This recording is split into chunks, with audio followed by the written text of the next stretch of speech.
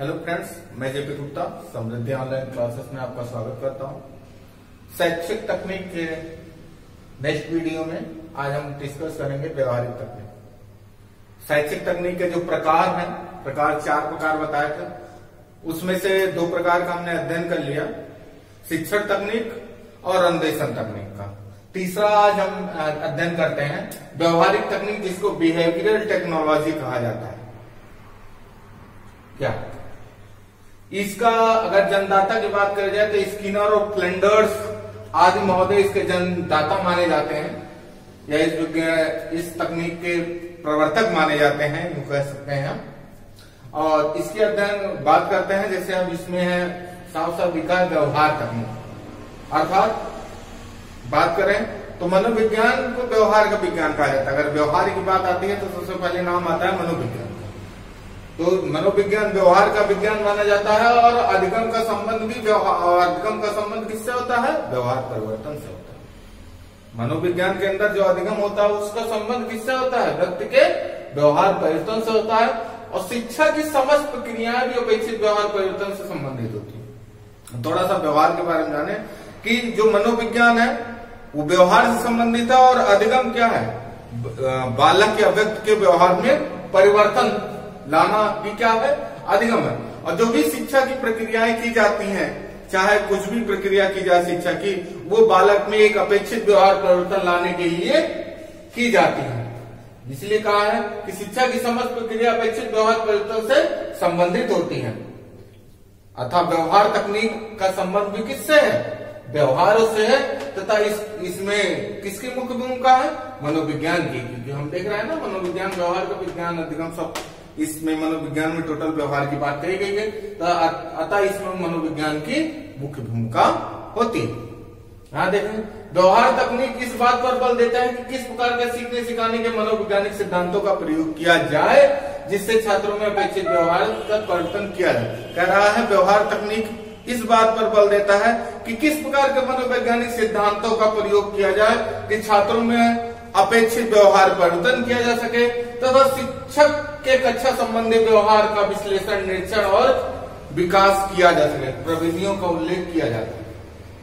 अर्थात क्या है कि बालक के व्यवहार, अपेक्षित व्यवहार परिवर्तन के कौन सी मनोविज्ञान की विधि प्रविधि है जिसके द्वारा बालक के व्यवहार में अपेक्षित परिवर्तन किया जा सके, तथा छात्रों को, शिक्षकों के व्यवहार का निरीक्षण, विश्लेषण, मूल्यांकन और उनका विकास किया जा सके। इसलिए कहा है तथा शिक्षक के कक्षा संबंधी व्यवहार का निरीक्षण, विश्लेषण तथा विकास की प्रविधियों का उल्लेख किया जाता है। इसके द्वारा, किसके द्वारा? व्यवहार तकनीक के द्वारा। थोड़ा सा व्यवहार तकनीक, व्यवहार परिवर्तन की बात यहां पर भी कर रहे हैं कि बालक के अपेक्षित व्यवहार परिवर्तन और शिक्षकों के व्यवहार परिवर्तन की बात कर रहे हैं यहाँ पर। उसी में शिक्षण और अन्वेषण तकनीक जो अभी हम पीछे पढ़ चुके हैं, उसमें भी निर्धारित उद्देश्य की प्राप्ति के लिए छात्रों के व्यवहार में अपेक्षित परिवर्तन लाना होता है। दोनों में भी छात्रों के व्यवहारों का परिवर्तन लाना होता है, चाहे शिक्षण तकनीक द्वारा करा जाए चाहे अन्वेषण तकनीक द्वारा। परंतु फिर चेंज क्या है इसमें? व्यवहार तकनीक एक विशेष संदर्भ में प्रयोग किया जाता है, एक निश्चित या विशेष संदर्भ में प्रयोग किया जाता है। वो क्या है? शिक्षक व्यवहार के सुधार एवं परिवर्तन में प्रयोग किए जाने वाले ज्ञान को व्यवहार तकनीक कहते हैं। इसलिए क्या? इसलिए शिक्षक व्यवहार के सुधार एवं परिवर्तन में प्रयोग किए जाने वाले ज्ञान को व्यवहार तकनीक कहते हैं।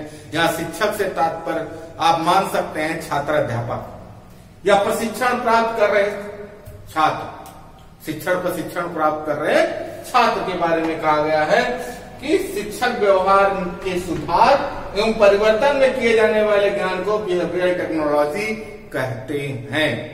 हमने कहा यहां सब बताया बिहेवियरल टेक्नोलॉजी क्या है। हम शिक्षण एवं अन्वेषण में भी व्यवहार परिवर्तन किया जाता है, लेकिन यहाँ व्यवहार परिवर्तन, किसके व्यवहार परिवर्तन की मेन बात कर रहा है? शिक्षक के व्यवहार परिवर्तन की बात कर रहा है। शिक्षक मतलब छात्र अध्यापक के व्यवहार परिवर्तन की बात कर रहा है। इसलिए इसे प्रशिक्षण तकनीक भी कहते हैं। क्या कहा जाता है? प्रशिक्षण तकनीक भी कहा जाता है। इसीलिए ये धारणा बनी है, इस तकनीक की धारणा है कि शिक्षक जन्मजात नहीं होते, इस तकनीक की धारणा ये बनी कि शिक्षक जन्मजात नहीं होते, अपितु प्रशिक्षण से बनाया जाता है। कि शिक्षक जन्मजात या जन्म से ही पैदा नहीं होते, बल्कि यहाँ प्रशिक्षण द्वारा उनको शिक्षक बनाया जाता है। इसीलिए कहा कि शिक्षण प्रशिक्षण में इसका प्रयोग ज्यादा किया जाता है। और शिक्षक कौशल तथा सामाजिक कौशल का विकास व्यवहार तकनीक द्वारा किया जा सकता है। कह रहा है शिक्षण कौशल तथा सामाजिक कौशल का विकास व्यवहार तकनीक द्वारा किया जा सकता है। इसीलिए अतः प्रशिक्षण संस्थाओं में इसका उपयोग अधिक है। प्रशिक्षण संस्थाएं जो शिक्षा संस्थाएं हैं, जो बीएड बीटीसी संबंधित संस्थाएं, उसमें व्यवहार तकनीक का प्रयोग ज्यादा किया जाता है। इसीलिए कहा है कि प्रशिक्षण संस्थाओं में इसका उपयोग अधिक है। स्किनर ने भी वही कहा है कि व्यवहार तकनीक वह विज्ञान है जो शिक्षा के क्षेत्र में शिक्षकों के व्यवहारों का वैज्ञानिक विधियों द्वारा अध्ययन करता है। यहाँ पर भी स्किनर ने भी कहा है शिक्षा के क्षेत्र में किसके व्यवहारों का, शिक्षकों के व्यवहारों का वैज्ञानिक विधियों द्वारा अध्ययन करती है और आवश्यकता अनुसार उसके व्यवहार में परिमार्जन करती है।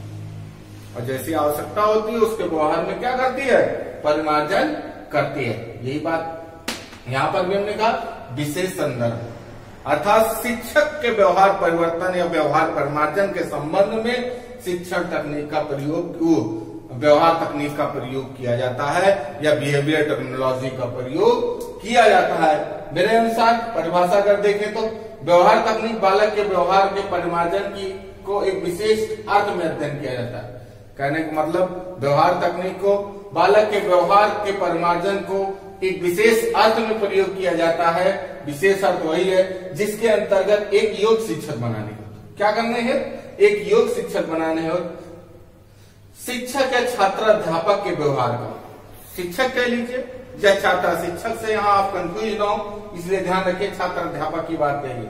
शिक्षक या छात्र अध्यापक के व्यवहार का निरीक्षण, विश्लेषण एवं परिमार्जन मनोवैज्ञानिक सिद्धांतों तथा नियमों द्वारा करती है। एक योग शिक्षण बनाने हेतु शिक्षकों के व्यवहारों का निरीक्षण, विश्लेषण एवं परिमार्जन किसके, मनोवैज्ञानिक सिद्धांतों द्वारा करती है। मनोवैज्ञानिक सिद्धांत ये, क्योंकि मनोविज्ञान ही व्यवहार का विज्ञान है और अधिगम द्वारा व्यवहार में परिवर्तन किया जाता है और शिक्षा की समस्त प्रक्रिया अपेक्षित व्यवहार परिवर्तन से संबंधित होती है। इसीलिए कहा है मनोवैज्ञानिक सिद्धांतों और नियमों का प्रयोग किया जाता है। तो अगर मोटा मोटा इसमें देखे तो शिक्षक के व्यवहारों का अध्ययन करना, उसके व्यवहार में अपेक्षित परिवर्तन लाना, उसके व्यवहार में अपेक्षित सुधार लाना, या यूं कहे एक योग्य शिक्षक बनाने हेतु तो जिस नियम अधिनियम का, मनोवैज्ञानिक नियम अधिनियम का प्रयोग किया जाता है उसे ही व्यवहार तकनीक कहते हैं। व्यवहार तकनीक में किसके व्यवहारों को सुधारा जाता है, किसके व्यवहार का परिमार्जन किया जाता है, शिक्षकों का। शिक्षक मतलब छात्र अध्यापक, ये जानते हैं। तो उम्मीद करते हैं इतना समझ में आया होगा। इसकी क्या मान्यताएं, अवधारणाएं तथा विशेषताएं देखते हैं।